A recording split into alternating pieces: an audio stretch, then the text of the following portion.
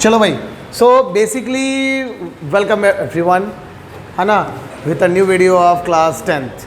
ठीक है, सो इकोनॉमिक्स कर रहे हैं and that is development. And development में कुछ क्वेश्चंस हो चुका था। लास्ट में हम लोग पब्लिक फैसिलिटीज़ वाला टॉपिक करना था, और पब्लिक फैसिलिटीज़ के पहले क्या किसी को कोई डाउट है क्या? कोई डाउट नहीं है। अब देखो, पब्लिक फैसिलिटीज़ में जो सबसे इंपॉर्टेंटली आपसे पूछा जाता है that is the PDS system. ठीक है, एकदम लिखना छोड़ दीजिए, सब लोग सिर्फ फोकस होकर समझिए इसको। PDS system means we call से public distribution system. Distribution system, this is what exactly in a simple language we say the public distribution system as the ration shop। अब ये तो कोई राशन शॉप में होता क्या है, तो गवर्नमेंट, सरकार क्या करती है, government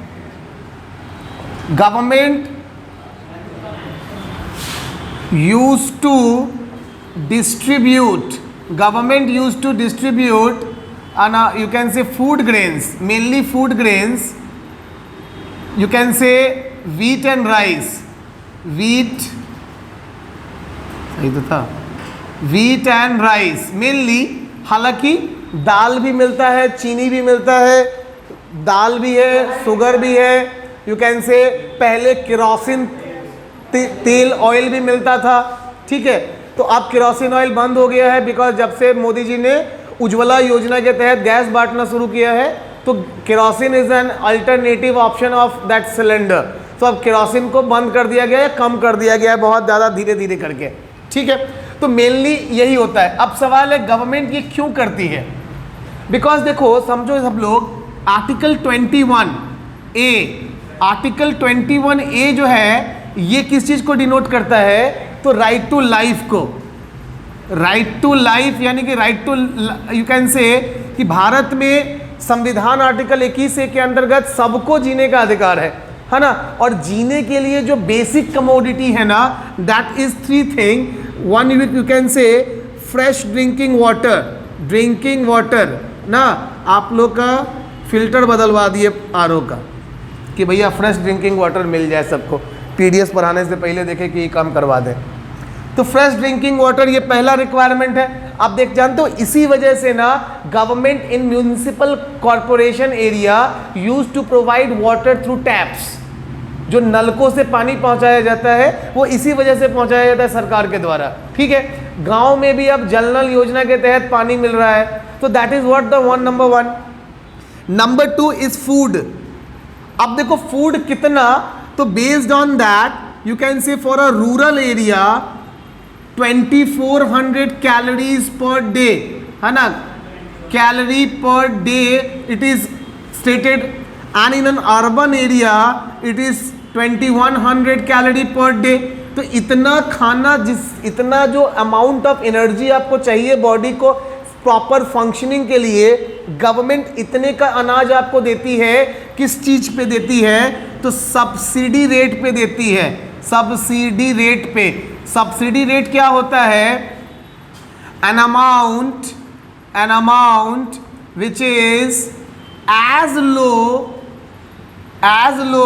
as to bear by, या you can say afford by।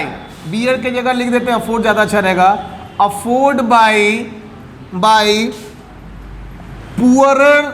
poorer than poor, मतलब जो गरीब से गरीब है वो भी खरीद सके, है ना। उस प्राइस पे सरकार ये अनाज आपको देती है जिस प्राइस पे गरीब से गरीब भी खरीद सके। अब वो प्राइस है क्या, तो याद रखना वो प्राइस बेसिकली है, गेहूं का ऑलमोस्ट पड़ता है 2 या 2.5 रुपए पर किलो, 2 या 2.5 रुपए पर किलो। और चावल का ऑलमोस्ट पड़ जाता है 2.5 या 3 रुपए पर किलो। अब मुझे बताओ कि क्या गरीब से गरीब आदमी भी 3 रुपए किलो तो चावल खरीद ही सकता है ना जी, है ना।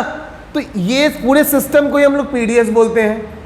ठीक है, जहां पे गवर्नमेंट एक तरीके से सब्सिडी रेट कहो या फ्री में कहो, during the Covid government of India, Narendra Modi the prime minister of India announced free, you can say free grains for all the people, ठीक है, अब क्वेश्चन ये बनता है कि ये मिलेगा किसको, one who will get this, तो मैंने पहले ही लिख दिया पुअरर देन पुअर, गरीब से गरीब को मिलेगा।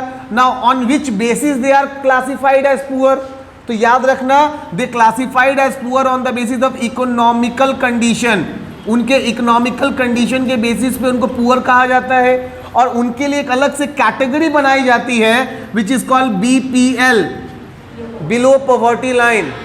So those all those people in India, अब आपका फाइनल आंसर आ रहा है, all those people in India one who are under BPL या under below poverty line are classified as poorer than poor and they get subsidy rate grains, food grains from PDS। Clear है बात, फिर से repeat करें, है ना, all those people in India who are under BPL category means poorer than poor will receive या receives subsidy rate food grains under PDS system या by PDS system। Clear है बात, ठीक है ना। अब ये हो गया PDS के बारे में। अब आपसे एक क्वेश्चन ये भी आता है कभी कभार एग्जाम में कि ये पीडीएस फंक्शन कैसे करता है, मतलब फंक्शनिंग ऑफ पीडीएस की फंक्शनिंग कैसे होती है। तो याद रखना पीडीएस की फंक्शनिंग क्या होगी, इसमें दो तीन टर्म्स आएंगे, ध्यान देना। सबसे पहला टर्म, सपोज करो मैं एग्जांपल दे रहा हूं कि कोई एक राम कुमार है and Ram Kumar is a farmer, he is a farmer, he right now in this month we used to cultivate rice। अभी चावल लगाना शुरू करेगा लोग अपने खेतों में, तो उसने कल्टीवेट किया चावल और उसका हार्वेस्ट हो गया। अब चावल हार्वेस्ट कब होता है राइस, तो इसकी हार्वेस्टिंग मंथ होती है ऑलमोस्ट नवंबर। तो नवंबर से पहले अक्टूबर मंथ में क्या होगा ना, अक्टूबर OCTOBER, हाँ, तो अक्टूबर मंथ में क्या होगा कि government of India will announce a price which we call MSP, minimum support price. Minimum support price ये है क्या चीज, सरकार ये बोलेगी कि भैया हम आपका चावल 20 रुपए प्रति किलो पे खरीद लेंगे। मतलब क्या हुआ कि one who will pay more than 20 the farmers are free to sell to them।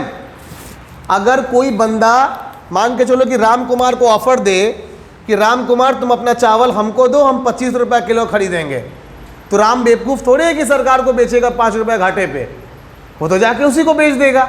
लेकिन अगर कोई मोहन आके राम को बोलेगा कि राम 18 रुपए किलो चावल ले लो, 15 रुपए किलो चावल ले लो, सबको चावल बहुत अच्छा हुआ है, 10 रुपए किलो चावल ले लो, राम कहेगा भैया सरकार हमको 20 रुपए दे रही है तो हम तुमको 18 में काहे बेचे, 15 में काहे बेचे। तो राम क्या करेगा, अपने चावल को जाके किसको बेचेगा, गवर्नमेंट को बेचेगा। On which price, the price set by MSP। तो याद रखना MSP क्या है कि the minimum support price set by the government before harvesting of a crop as a supporting price for the farmers, कि अगर कोई इतना नहीं दे रहा है तो हम देंगे, अगर उससे ज्यादा दे रहा है तो बेच लीजिए, जबरदस्ती नहीं है कि हम ही को बेचना है। लेकिन अगर कोई हमसे कम पैसा आपको डिमांड कर दे रहा है तो आप उसको मत बेचिए, हमको बेच दीजिए, हम खरीदने को तैयार बैठे हैं, जितना है उतना खरीद लेंगे, गवर्नमेंट ये कहती है। क्लियर है बात। अब इस MSP पे मान लो सरकार ने क्या किया, बिहार के अंदर मान लीजिए कि सरकार ने 500 टन राइस खरीद लिया।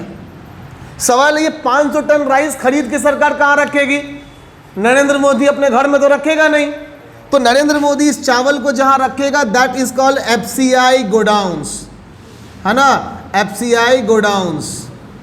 FCI क्या है, food cooperation of India, food cooperation of India. So अगर आपसे 1 नंबर का क्वेश्चन ये आ जाए कि व्हाट इज FCI, आप क्या बोलोगे, FCI means food cooperation of India where government used to store, S-T-O-R-E, store. Government used to store that purchased grain which they purchase on MSP.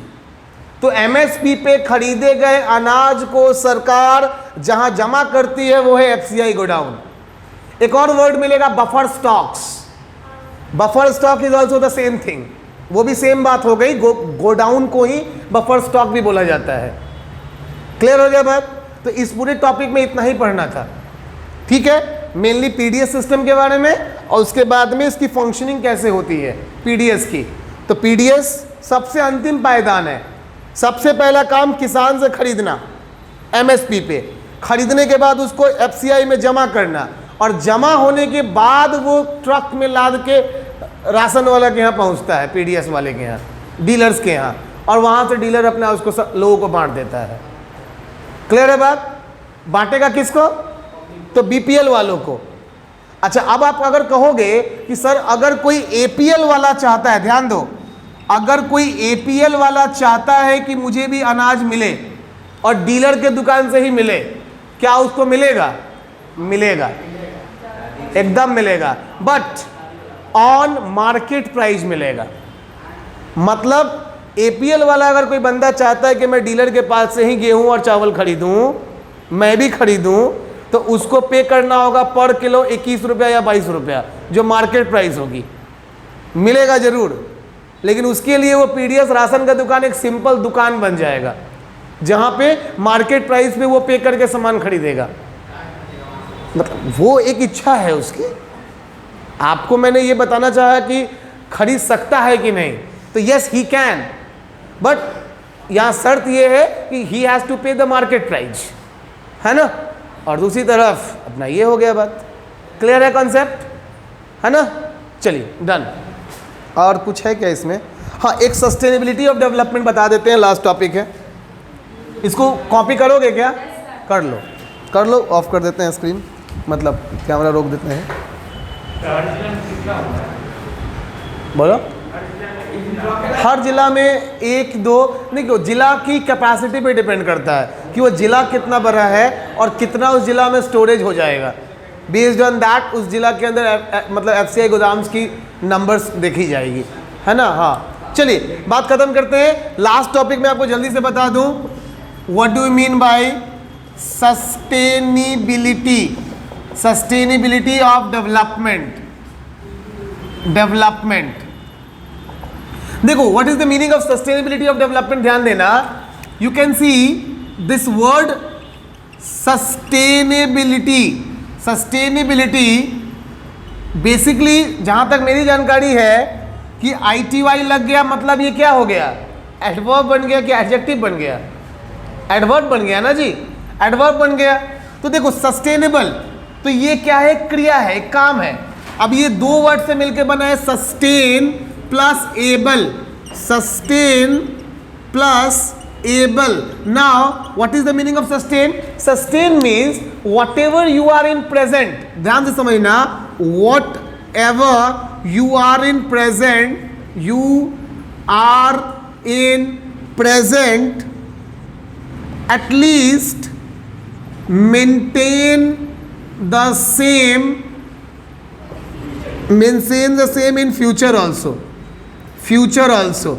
अब देखो इसका इसका मतलब समझना, इसका बहुत बड़ा मीनिंग है अपने आप में. Whatever you are in the present, आज जितनी रिसोर्सेज आपके पास हैं, आप उन रिसोर्सेज का इस्तेमाल इस तरीके से करें कि that will go so longer कि आप उसको फ्यूचर में भी इस्तेमाल कर सको. एग्जाम्पल के तौर पे कि मेरे पास, सपोज करो कि अगर मेरे पास कुछ पैसे हैं, मैं गया कि आज खूब पार्टी किया और सारा पैसा खत्म कर लिया. मतलब पैसा, money is a resource. Money is itself a resource. मेरे पास वो था, मैं गया, मैंने तगड़ी वाली पार्टी की, मैंने सारा पैसा खत्म कर लिया, मतलब रिसोर्स खत्म हो गए. अब फ्यूचर यानी कि कल से क्या है? पॉकेट खाली है, 1 रुपया भी पॉकेट में नहीं है. आई एम रिसोर्सलेस, कंगाली में जीवन कटेगा. That is not called sustainable development. Sustainable development क्या कहता है कि मेंटेन इट. मेरे पास पैसे हैं, हम उसको आज उतना ही खर्च किए which is my most requirement. देखो मोस्ट रिक्वायरमेंट एक वर्ड आती है, एक होता है रिक्वायरमेंट, दूसरा है मोस्ट रिक्वायरमेंट। रिक्वायरमेंट मतलब जिसकी जरूरत है, आवश्यकता है ना, वो। दूसरा है कि भैया बहुत अति आवश्यकता है। तो डेवलपमेंट कहता है, सस्टेनेबल डेवलपमेंट कहता है कि जो अति आवश्यकता वाली कामें हैं उसको पहले कीजिए। जैसे उसमें सबसे पहले क्या जाता है, फीस जमा करना, वो अति आवश्यक काम है, एकदम टाइम पे कर देना, जल्दी जल्दी कर देना, है ना, उस पर कोई कंजूसी नहीं, है ना। तो खाना, जोक्स अपार्ट, सबसे अति आवश्यक क्या है, खाना। और कितना खाना, तो उतना जितना कि आपकी रिक्वायरमेंट हो, आपकी बॉडी की नीड हो, ठीक है। अब मैं इसका हमेशा एग्जांपल देता हूं, कभी भी देखो, रात में बेसिकली हर आदमी के खाने का एक कोटा होता है, एक लिमिट होता है ना। फॉर एग्जाम्पल सपोज कीजिए some people use to take 3 breads, मतलब 3 चपाती, 4 चपाती, एक ऑन एन एवरेज ले लेते हैं 4 रोटी की, तो 4 रोटी आप ऑन एन एवरेज खा रहे हैं। ऐसा मोस्टली देखा गया है, ध्यान दीजिएगा, ऐसा मोस्टली देखा गया है कि कभी भी घर में अगर पनीर बन जाए, चिकन बन जाए, मटन बन जाए तो अपने आप कोटा बढ़ जाता है। नहीं, आप 4 से पहुंच जाते हैं, ज़्यादा नहीं, 2 रोटी एक्स्ट्रा कर लेते हैं और आप उस दिन 6 पे चले जाते हैं। अच्छा, अब आप कहेंगे क्या कि सर 2 रोटी ज़्यादा खा ही लिए तो क्या हो गया। देखो क्या हो रहा है, आपके घर में मान लीजिए कि ज़्यादा नहीं 4 आदमी का घर है, so you have 4 people, almost on an average 8 रोटी ज़्यादा हो गया। अच्छा, 8 ना मान करके इसको 5 रोटी कर देते हैं, तो 5 रोटी हो गया। अच्छा, सप्ताह में 1 बार ही मटन चिकन आता है, तो महीने में 4 बार आएगा, यानी कि गुने 4 कर दिए तो 20 रोटी हो गया। अच्छा, 1 रोटी में मान लो ज़्यादा नहीं, ओनली 25 ग्राम आटा लगता होगा, जस्ट 25 ग्राम ऑफ आटा, यानी कि लगा, तो इसको करेंगे 25 से गुना, कितना हो जाएगा भाई, 500 ग्राम। 500 ग्राम हो गया, मतलब आधा किलो आटा हो गया। कहेंगे सर आधा किलो आटा की वैल्यू ही क्या है, बात भी सही है, इसको कर दो गुना 12, तो बन गया 6 किलो, मतलब 1 साल का 6 किलो आटा, है ना। अब कहेंगे इसका वैल्यू क्या है, लेकिन अब देखो वैल्यू समझ में आएगा। Here we are talking about only 1 family, but this is a common situation of whole India. अगर आपके मोहल्ले में ही, सिर्फ आपके मोहल्ले में 20 परिवार रह रहे हैं, तो 6 गुना 2 कितना हो गया, 12, 120 किलो केवल आपका मोहल्ला मजाक में खा गया, जिसकी जरूरत नहीं थी। इस 120 किलो आटे की जरूरत उन लोगों में से किसी को नहीं थी, केवल मोहल्ले की बात है। अगर इसको आप टाउन पे, पूरे मुजफ्फरपुर शहर पे, जिला पे, बिहार राज्य पे और इंडिया पे कैलकुलेट करेंगे, this will come in crore kilo. जिस करोड़ किलो गेहूं की आटे की जरूरत इंडिया को नहीं थी, हमने मजाक में 2 रोटी ज्यादा खा के खत्म कर दिया। यही आटा अगर बचता तो क्या होता, कुछ दिन नहीं, 1 आध साल, मतलब 1 आध महीना या कम से कम साल भर एक्स्ट्रा निकल जाता। कुछ नहीं होता तो बिल्कुल एग्जैक्टली मैं वही बोलने वाला था, कुछ नहीं होता तो वही आटा, वही गेहूं इंडिया बेच देता, एक्सपोर्ट करके रेवेन्यू अर्न कर लेता। But this we extra used, नहीं, तरी के साथ 2 रोटी देख दिए। ये चीज हर जगह होता है। We use to do the same in water, we used to do the same in petroleum, we used to do in the same in electricity, we used to do the same everywhere। Electricity में ऐसे कि जैसे suppose कर लिए थोड़ी देर के लिए कि आप अपने रूम से बाहर निकले वॉशरूम जाने के लिए, 2 मिनट का टाइम लगेगा। 2 मिनट के लिए कितने हैं जो कि अपना फैन और लाइट बंद करके निकलते हैं, मुश्किल से कोई नहीं, मुश्किल से कोई नहीं, और होगा भी तो 5%। अब देखो 2 मिनट, देखो ध्यान दो, 2 मिनट एक बार का, दिन भर में कम से कम 2 से 3 बार ऐसा काम होता होगा, तो 6 मिनट पूरे सप्ताह, 6 गुने 7 42 मिनट, पूरे महीना जोड़ दो तो 6 गुने 30 180 मिनट, मतलब 3 घंटा।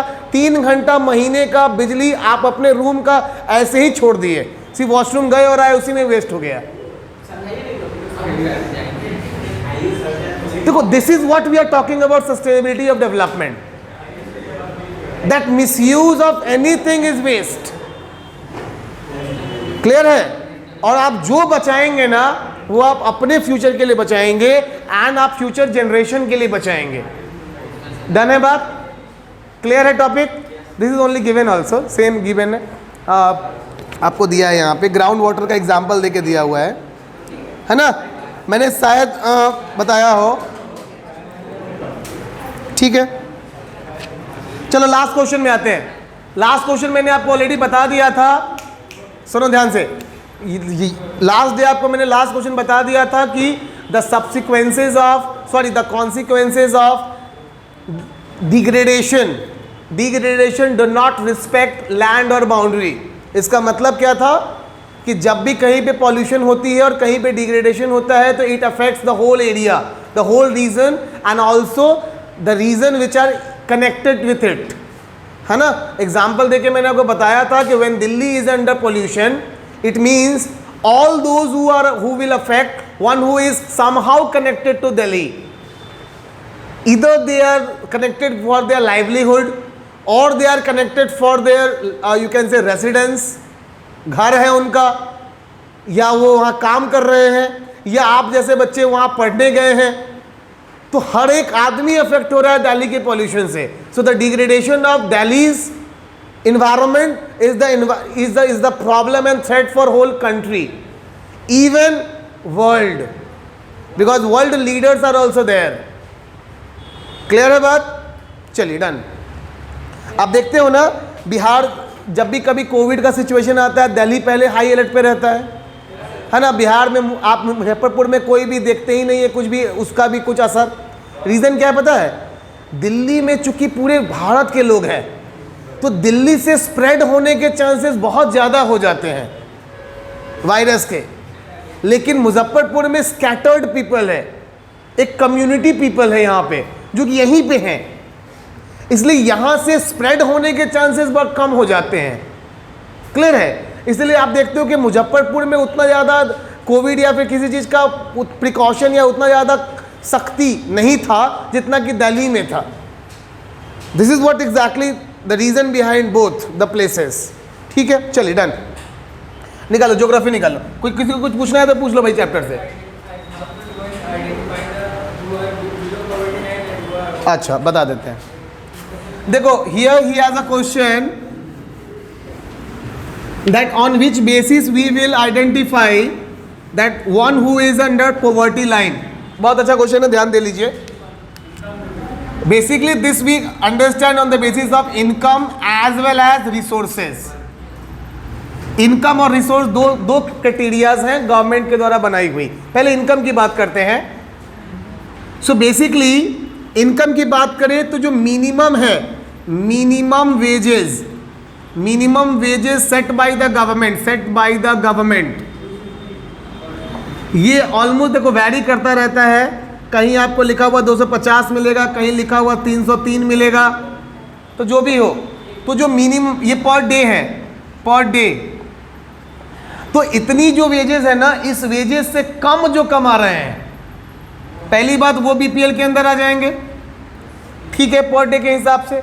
दूसरा एक और है, ये तो मैंने डेली बेसिस पे बताया आपको, अब मैं आपको मंथली बेसिस पे बताता हूं। मंथली बेसिस पे कितना है? मंथली बेसिस पे for a rural area it is 816 I believe, तो 816 मंथ का है ये। और for urban area it is 1000, urban area it is 1000, तो 1000 रुपये पर महीने का। तो महीने के बेसिस पे अगर कोई बंदा गांव में रहने वाला 816 रुपये कमा ले रहा है तो वो क्या कहेगा? वो अपने आप को क्या, किस कैटेगरी में नहीं डालेगा? वल्नरेबल की कैटेगरी में नहीं डालेगा, वल्नरेबल की कैटेगरी में नहीं आएगा, लेकिन वो गरीब उस समय भी कहा जाएगा, है ना। अच्छा, ये आंकड़ा पर पर्सन होता है बाबू, याद रखना, पर पर्सन है ये आंकड़ा, ये परिवार की इनकम नहीं है। अगर परिवार में 4 आदमी है, ध्यान दीजिएगा इस बात को, परिवार में 4 आदमी है तो 8 गुने 4 कर दो 3200 रुपये। अगर वो परिवार 3200-3500 रुपये कमा ले रहा है महीने का, तो he will you can say manage and maintain itself, तो वो गरीब नहीं हुआ। ठीक है, तो पहला है इनकम के बेसिस पे ये। बोलो बाबू। गांव में टाउन में 1000 रुपये के हिसाब से 4 लोग हैं तो 4000, ठीक है। अब रिसोर्सेज की बात करते हैं। सो रिसोर्सेज की कैटेगरी में सबसे पहला हमारे पास आता है that is the land. If a person is landless, तो बिना किसी शक के वो बीपीएल है, वो गरीब है अगर वो लैंडलेस है, ठीक है। अब लैंडलेस की कैटेगरी से थोड़ा ऊपर चलते हैं। If he is having less than you can say 10 कट्ठा, अगर 10 कट्ठा से कम जमीन उसके पास है ना, और अपना घर नहीं है, या अपना घर है तो वो घर कच्चा घर है, कच्चा घर, you can say that unmet, कच्चा हाउस। तो अगर कच्चा हाउस है ना तो उस कैटेगरी में भी वो बीपीएल के ही अंदर आएगा।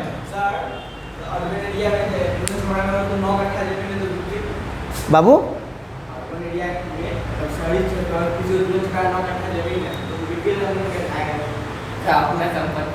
हे प्रभु, नहीं सुनिए, नहीं भाई साहब आपका जवाब देते हैं। आपने बोला, जैसे मैंने बोला कि लैंडलेस और 10 कट्ठा, अब यहाँ पे एक टर्म जोड़ देते हैं, खेतीहर जमीन। खेतीहर जमीन मतलब कि farming agriculture land. Juran Chhapra market land है, वो कॉमर्शियल लैंड के अंदर आएगा। यहाँ रेसिडेंशियल लैंड की भी चर्चा नहीं है, यहाँ फार्मिंग लैंड की बात हो रही है। अगर आपके पास रेसिडेंशियल लैंड भी है तो भी आप बीपीएल की कैटेगरी में नहीं आएंगे, ठीक है। तो पहले तो कच्चा हाउस हो गया, उसके बाद अगर बात करें तो फिर और रिसोर्सेज काउंट होते हैं इसमें। जैसे आपके घर में इलेक्ट्रिसिटी का कंजप्शन कितना है। देखिए, इलेक्ट्रिसिटी कंजप्शन का मतलब ये हुआ कि पर मंथ, पर महीने 30 यूनिट, मंथ का 30 यूनिट सरकार ने रखा हुआ है बीपीएल वालों के लिए फ्री। यानी कि बीपीएल वालों का है एक 100 रुपये के करीब में चार्ज लगता है, 100-150 ऐसा ही कुछ है, एक पंखा एक बल्ब, हाँ 30 यूनिट। सरकार ये कहती है कि भैया अगर तुम गरीब हो तो तुमको एक पंखा और एक बल्ब या 2 बल्ब की ज़रूरत है, एक पंखा 2 बल्ब मैक्सिमम, है ना। वो अपना अपना एलईडी वाला, आप उतना कंजप्शन करोगे तो आप 30 यूनिट से ज़्यादा कभी जाएगा ही नहीं आपका मीटर।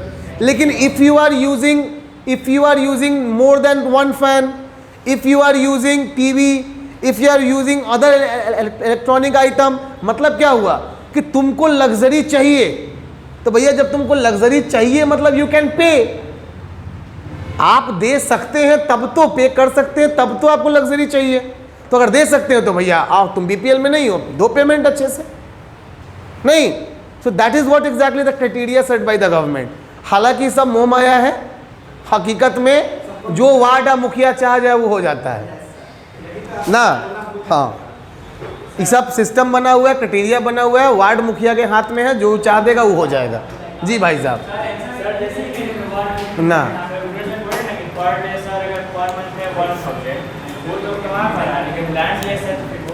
लैंडलेस नहीं, देखो लैंडलेस है तो गरीब ही है, क्योंकि लैंडलेस है तो लेबर है, लैंडलेस है तो लेबर है। रोटी कपड़ा मकान, ऐसे समझिए, रोटी कपड़ा मकान, these 3 are the basic commodity for every citizen of the country. तो अगर जिसके पास ज़मीनें नहीं है उसका मकान कहाँ से आएगा, तो ऐसी गरीब हो गया। ये 3 चीज़ जिसके पास नहीं है वो तो ऐसी गरीब है।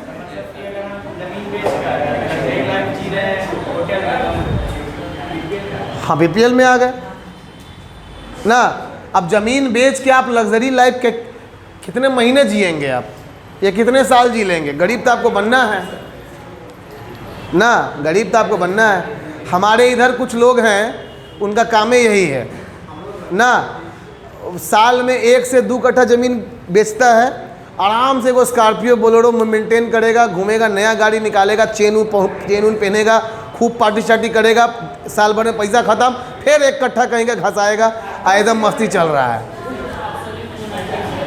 तो एक टाइम आएगा जब पूरा ज़मीन ख़त्म हो जाएगा, मतलब वो ऐस करके निकल जाएगा। हाँ, अगर बेटा पोता जो होगा तो गाली देगा उसको बैठ के, नहीं ये बुढ़ाऊ सब बेच गया। चलिए डन।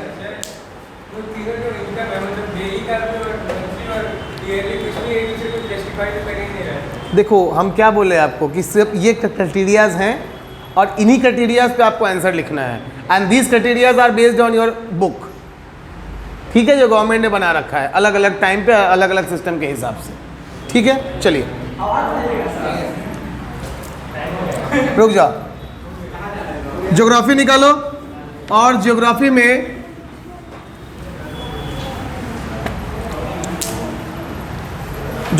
क्या है ना, कुछ कुछ टॉपिक्स हैं जिसको मैं आपको बता दूं, आपको एक होमवर्क दे दे रहा हूं, वो होमवर्क बना लोगे तो मोस्टली आपका क्या होगा कि चैप्टर का 25% वो होमवर्क ही खत्म कर देगा। क्या है होमवर्क आपका, जल्दी से नोट डाउन करो। Make a list of soils on given data. Number 1, जितने भी सॉइल है आप सबके बारे में पूरा लिस्ट बनाएंगे, name of the soil. Number 2, found in region, किस जगह पे वो सॉइल पाया जाता है। नंबर 3, क्रॉप्स ग्रोन, कौन कौन से मेजर क्रॉप्स है जो सॉइल पे उगते हैं। नंबर 4, मिनरल्स फाउंड, कौन कौन सा मिनरल है जो सॉइल में पाया जाता है। Number 5, moisture and you can say, हाँ मॉइस्चर रखो ना, या फिर अवेबिलिटी ऑफ वाटर, जो भी कहो, अवेबिलिटी ऑफ वाटर कैसा है उस सॉइल के पास, मॉइस्चर कैसा है। और अगर कुछ अदर डिटेल्स हैं तो, अदर प्रॉपर्टीज़ हैं कुछ बुक में तो आप एक्स्ट्रा में डाल दीजिए, अदरवाइज़ ये 5 पॉइंट काफ़ी है। तो ये 5 पॉइंट, यस हाँ ठीक है, ये 5 पॉइंट पे पूरा जितना 6 सॉइल आपके बुक में दिया है, 6 का ये 5 पॉइंट भर के, 6 पॉइंट भर के ले आएंगे आप। सॉइल का ये पार्ट कर लिया आपने तो आपका 25% से चैप्टर तो ऐसे ही ख़त्म हो गया, ठीक है, डन। तो ये आप कंप्लीट कर ही लेंगे आज घर जाके, और बाकी है ना, मैं प्रयास करता हूँ कि कल आप लोग को एक, कल तो आपकी छुट्टी है, वीक ऑफ है, लेकिन कल आपको एक मैं प्रयास करूँगा कि आपको क्या मिल जाए, तो नहीं केमिस्ट्री क्लास कल नहीं मिले, कल आपको आपके टेलीग्राम पे एक लिंक मिल जाएगा, है ना, लिंक क्लिक करिएगा, चैप्टर में आ जाइएगा, आपको एक वीडियो कल मिल जाएगा बेस्ड ऑन चैप्टर, उसको पहले से देख लीजिएगा, तो ऑलमोस्ट चैप्टर का 90% वहीं हो जाएगा। नहीं, कल एक शूट करके वीडियो डाल देंगे उसका लिंक, तो वहाँ पे वो देख लेना और कर लेना, ठीक है, अच्छे से साथ भाग एक्सप्लेन करके। डेरा पे बनाएंगे तो हम ज्ञान भाई सोमेन झा होंगे, ज्ञान के साथ ज्ञान की बात, बखिया उधेड़ेंगे, टॉपिक की खोपड़ी में छेद करके उसमें ज्ञान डालेंगे। हैं, बहुत दिन से मेरा ज्ञान बस सोया हुआ है, उसको जगाना है, कल जगाएंगे उसको। चलो till then take care, good day, bye bye.